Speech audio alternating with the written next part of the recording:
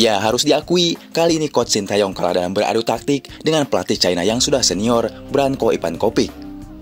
Bahkan tak banyak dari fans Indonesia berkomentar bahwa Sintayong terlalu gegabah dalam hal coba-coba pemain di ajang sangat penting ini. Ivancopich bermain cerdik dengan bertahan total dan hanya mengandalkan serangan balik yang berbahaya. Sementara Coach Sintayong keliru tidak memainkan Tom Haye sejak menit awal dan telah melakukan pergantian pemain. Ya, kali ini Sintayong dalam menyusun starting 11 timnas Indonesia menjadi perbincangan banyak pihak dibandingkan dengan susunan pemain utama saat melawan Bahrain kemarin. Padahal saat melawan China, Indonesia benar-benar di atas angin, bahkan menguasai semua penguasaan bola yang sangat menonjol. Namun sayang, blunder-blunder yang tak perlu justru berbuah petaka dan harus dibayar mahal oleh kekalahan yang sangat mengejutkan ini.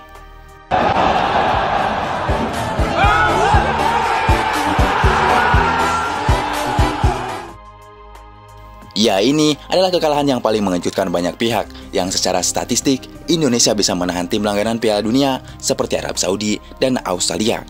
Kemudian Indonesia juga menahan tim kuat semacam Bahrain. Semua sepakat Indonesia bakal meraih 3 poin saat melawan China kemarin. Karena secara analisis, kekuatan China berada di bawah kualitas timnas Indonesia. Dan 2 gol China murni karena kesalahan para pemain bertahan timnas Indonesia. Ya, jika melihat laga semalam melawan China, di mana Sintayong setidaknya melakukan 4 perubahan sekaligus dalam menyusun starting line up utamanya melawan China. Dengan 4 perubahan tersebut, permainan timnas Indonesia pun tampak sedikit berbeda dan menyisakan celah. 2 gol yang dicetak China dalam laga ini ke gawang timnas Indonesia bahkan dapat dikatakan akibat kesalahan lini belakang. Ya, untuk gol pertama, ketidaksiapan Saine Patinama yang tidak segera membuang bola. Lalu, untuk gol kedua, ruang kosong di lini pertahanan timnas Indonesia juga mampu dimanfaatkan oleh tuan rumah. Ya, mungkin mohon maaf untuk Coach Sintayong. Kali ini kami harus mengkritik sebuah kebijakan yang seharusnya bisa diteliti dengan baik di saat laga penting dan kita sangat butuh 3 poin. Ya, karena rotasi pemain menjadi salah satu penyebab kekalahan timnas Indonesia. Terbukti Ridho lebih baik saat bermain. Mengapa memaksakan Perdong untuk berganti posisi? Perdong sangat membantu ketika main di wing. Mengapa Saine yang jadi pemain inti sehingga Saine Patinama melakukan 1 blunder? Ini bukan tentang siapa yang salah, tapi siapa yang bertanggung jawab. Dan Coach Sintayong adalah orang yang harus bertanggung jawab dan harus melakukan evaluasi terhadap rotasi-rotasi ini. Kita bermain sangat bagus, ya benar, tapi kita tetap kalah dengan skor 2-1 dan harus ada evaluasi tentunya. Ya, di balik itu, tak cuma kekalahan Indonesia yang mengejutkan, tapi Eliano Reinder juga gagal masuk skuad timnas Indonesia melawan China, yang merupakan laga lanjutan matchday keempat grup C.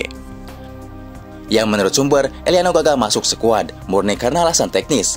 Padahal saat timnas Indonesia menghadapi Bahrain, pemain PES Juele itu tampil cukup bagus selama 45 menit berada di atas lapangan. Selain Eliano Reinder, 3 nama lain yang gagal masuk skuad timnas Indonesia melawan China adalah Jordi Amat, Muhammad Ferrari, dan Hoki Caraka. Jordi Amat mengalami cedera engkel dan sudah pulang ke Malaysia pada Senin 14 Oktober 2024 malam kemarin. Sementara itu, Muhammad Ferrari dan Hoki Caraka dicoret karena memang kalah bersaing. Ya, sementara itu, timnas Indonesia mengalami pengurangan poin FIFA karena kekalahannya melawan timnas China. Hal ini membuat sementara timnas Indonesia berada di posisi 130 FIFA. Ya, kini timnas Indonesia masih ada 6 laga lagi, dan yang menggembirakan, jadwal dikasih AFC justru menguntungkan kita. Masih ada 3 laga home lawan Arab Saudi, Bahrain, China yang levelnya hampir sama dengan kita. Ya, jika melihat klasemen sementara, sekarang Indonesia akan sulit untuk merebut posisi 2 grup C. Jelas untuk posisi 1 dan 2 sudah pasti dikunci Jepang dan Australia. Mungkin sekarang Sintayong akan berfokus ke babak keempat, yaitu babak playoff. Saat ini Indonesia berada di posisi kelima dengan 3 poin. Ya, untuk laga home di GBK nanti, Indonesia harus meraih poin penuh jika kita benar-benar ingin melihat Indonesia menginjakan kakinya di Piala Dunia 2026.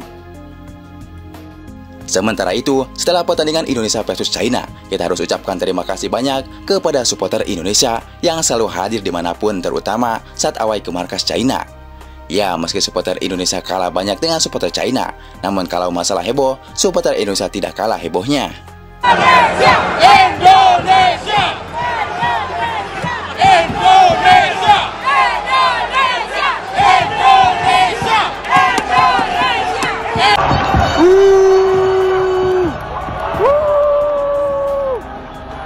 Right,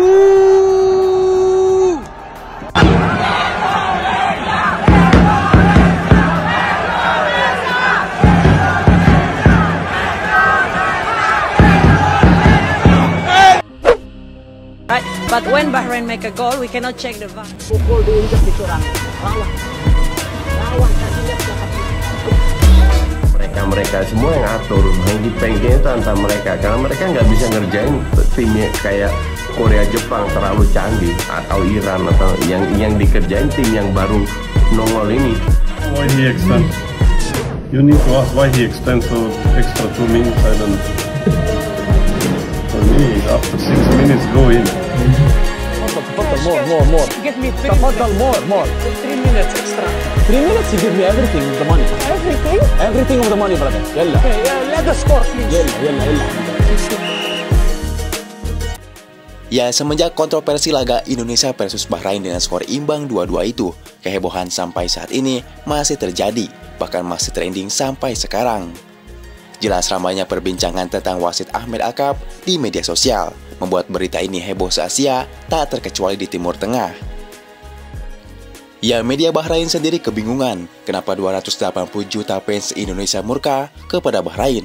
Hal tersebut ketika media Bahrain menanyakan langsung kepada supporter Indonesia. Bahkan saking murkanya 280 juta fans Indonesia, akun wasit Ahmed Akap langsung lenyap, hingga akun Federasi Bahrain tutup kolom komentar. Disaster for us. First of all, the referee didn't do his job. It's already 5 minutes past. Ya, meski Indonesia menjadi satu dari 6 tim yang tidak terkalahkan di babak ketiga ini, namun kekecewaan atas keputusan wasit kemarin masih membekas hingga saat ini. Satu, wasit yang dicurangin orang Indonesia. Betul. Oke. Betul. Kecewa sekali gua, oke. Oke, siap. Mbak. Ayo. Cepetan lu, kita paranin tuh wasit tuh. Wasit bener-bener. Rumahnya di mana dia? Kagak tahu, cari baik. Kampung. Ya, seharusnya skuad Garuda meraih 3 poin, namun sang wasit justru tidak meniup peluit padahal waktu perpanjangan waktu sudah habis. Ini tentu menjadi kecurigaan, apakah ada skandal besar di balik ini? Lu nggak bisa ngapa-ngapain, karena mafia di AFC ini udah bertahun-tahun, puluhan tahun. Bahkan mungkin...